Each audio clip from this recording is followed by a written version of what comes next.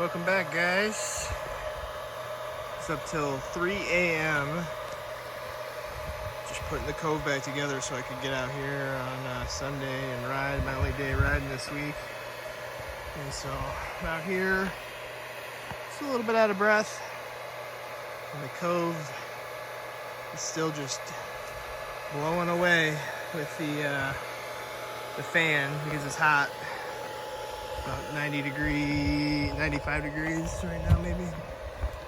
So just wanted to give you guys a quick little update on the things that I've done to the Kove. And sorry for the shaky video. Like I said, I'm out of breath, and this ground is uneven. There's tons of rocks. So I'm just using my phone. No GoPro stabilization, so I apologize for that. So, what have I done to the Kove recently? We replaced the tower from the polymer tower to this Uncle Wang's shop aluminum tower, and it's given it a lot more rigidity. It allows me to mount my Trail Tech Voyager Pro up high to where I can see it, and I don't have to look down all the way down here to see it, where the only other option is on the stock tower. So it's a little tall. When I'm off-roading and I'm standing, this does not bother me at all. But when I'm sitting just going down the highway, this is a little tall for me. I'm only 5'8", so I might just lop this top part off. It's not necessary. But so far I'm liking it. Obviously it's not shaking around like the stock one was. And I'll give you guys a more in-depth look at it. The garage. I just want to show it out here on the trail. You see here, we got a fuse box.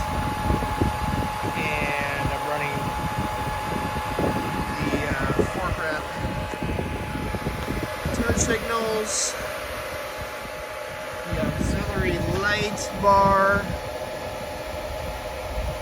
with these super trick, really lightweight LED lights, and I'm running them off of this switch right here. So every time I cycle this switch, it goes to a different mode with the light. So there's like 5 different modes. There's a high beam, and there's a yellow light like the fog or dust, and then there's like a strobe, and then there's like a red DLR light. And this is what's hooked up to the 12-volt system. So this could come on, but the only thing that powers is the extra little USB charger down there, voltmeter.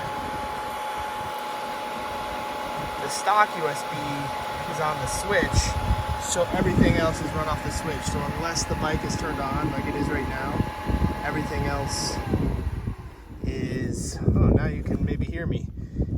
Everything else is on the switch. So for instance, well, just to show you, fork wrap, turn signals, see if we can see those. And then we also have the turn signals in the Zeta handguards. And since that was the case, we just went with the flush mount turn signals on the side, the back, just the stock. So that's the turn signals and that deal. And then when the turn signals aren't on, they just run white. So the tower, the Voyager Pro, tire pressure monitor system, Bluetooth. We went with the red pucks from GPX. I like those a lot, and because of the little bit of red on my bike, those look nice. We got the SXS skid plate and that's essential for that carbon guard. And then we went with the individual vents on the tank, running the Tusk bags with the AliExpress rack.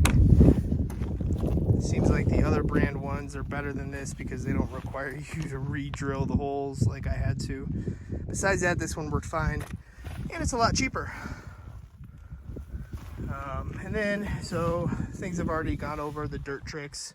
I've gone up 2 teeth in the rear, and then the Tusk D-Sport tires.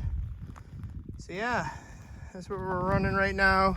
If you got any questions about the Kove or anything I did on it, I will go more in depth with the tower and the fuse box,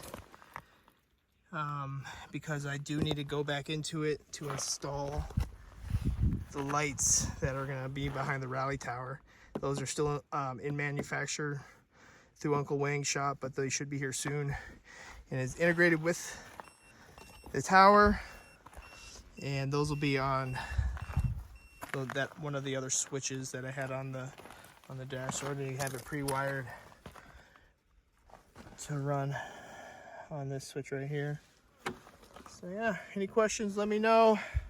I'm loving the Kove. It's actually, the suspension has softened up because I have softened it up some. It's worked itself in, so it's actually a lot more plush. I've lowered my tire pressures, which in the beginning I was running way too high. I was under the wrong impression, running it like, people would run their GSs, and that's not necessary. You can run it more like a dirt bike. And I did put the Recluse in, so the Recluse is nice to have. I usually run the Recluse on almost all my bikes. And this is, one last thing, this is the taller windshield, and it still does not cover this screen, or this tower, but it's about 2 inches taller than the stock. I think that's about it. Any questions, let me know, guys. Look at these beautiful surroundings just north of the border, literally tens of miles from the Mexico border, and just beautiful out here. Just absolutely beautiful. So continue to come along as I review the Kove, and from here on out it's more of just a durability test, and I will have some more GoPro moto vlogs in the future regarding the regarding the Kove. Thanks for watching.